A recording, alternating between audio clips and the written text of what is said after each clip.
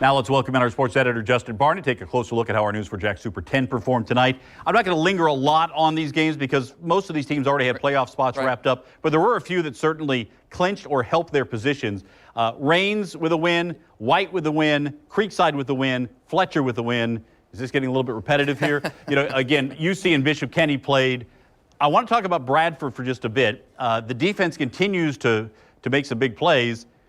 I think Bradford would like to have finished the season a little stronger heading to the postseason. Of course you do. You want to do that. But again, Bradford locked into that number one spot in Region 1-2M. 2-2S. I don't think that they're in trouble. I think that the Suwannee game is a good chance to actually maybe see Suwannee again in that state semifinal or state championship round. So again, a 9-1 season where you've given up how many points all season? Not too many. Great defense still going to the playoffs despite that loss. Yeah, 31 points now given up for the whole season. I think the defense is pretty good. Jackson with a loss, and I don't want to talk so much about Jackson, but I do want to talk about First Coast. Before the games tonight, we were talking about some of the bigger surprises for us during the course of the season. And First Coast kind of snuck in there. That we haven't been paying a lot of attention to Marty Lee's team. They deserve an awful lot of credit, though. Yeah, when you go 0-10 last year, you're not thinking anything too much this year. The Bucks have struggled. It's been no secret. Since DeAndre Johnson graduated in 2014, they've had struggles getting back on that saddle. Last season was really the low point. But again, you're 6-3 now. You've played for a district championship last week. Don't think they're going to make the playoffs. They were in that 9th spot in the region. The team in front of them also won this week, so probably not going to get in even with that win. But a remarkable bounce-back season. If this is Marty Lee's last season, this is a great way to go out for the Buccaneers, Coach. Good to see that. Talk about another veteran coach. When you talk about Daryl Sutherland and what he's done at Bartram Trail, it's fantastic. Undefeated regular season for just the second time in school history. Yeah, and when you look at all those seasons before, they had St. Augustine for 17 of those years you could not get past. They finally got over that hurdle. So 2 of those 10-0 seasons have come in the last 3 years. So great job for Daryl. And of course, number 1, Trinity Christian with the win tonight. The big news coming earlier today that Colin Hurley has verbally committed to LSU. I will point out what Kirby Smart has once said and several times said, as soon as a kid verbally commits, now you know who you're competing against. Right.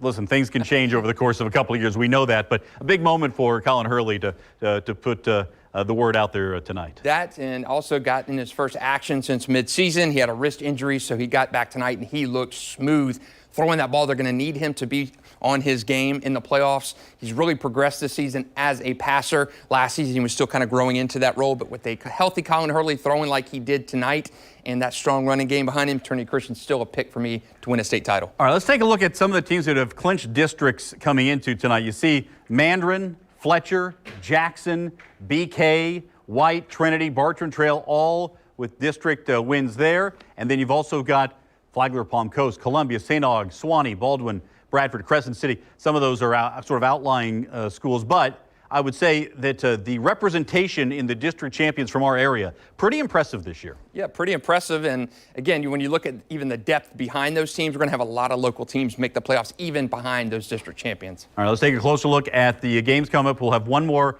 at least, Football Friday, depending on how many teams continue to play through. We will have those games to be announced on Sunday once we know the matchups.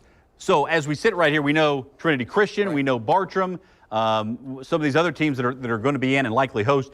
There is a little bit of confusion right now about what happens if you win the district or you don't, and where the positioning is in this new season with the new classifications. There's still a feeling out process for a lot of coaches right now. Yeah, and I think after a new playoff system comes into effect, we saw this before with the RPI mode and the kind of the rankings points in the initial batch of things in 2017 and 18. They've made adjustments after the season to kind of touch things up and address some of those deficiencies that were addressed after the season. You really don't know until you go through that first initial cycle. So we're going to see some playoff matchups, probably a little bit of surprise to some coaches and stuff on Sunday morning when those are announced, as brackets are announced. People are going to be surprised that district champions are playing on the road and such like that. But I think we're going to get an indoctrination to this. It's going to be exciting to follow along. And we expect there to be a lot of local games in this first round, probably in the second round as well, as we continue to go through with all the depth of talent we have in the high school football scene here in Jacksonville. That'll do it for us here on a Football Friday as we wrap up the regular season. Back with the playoffs next week. Now we can start following the road to the championship. Thanks so much for watching Football Friday. For Justin Barney and our entire News4JAX team, good night, and we talk to you next week.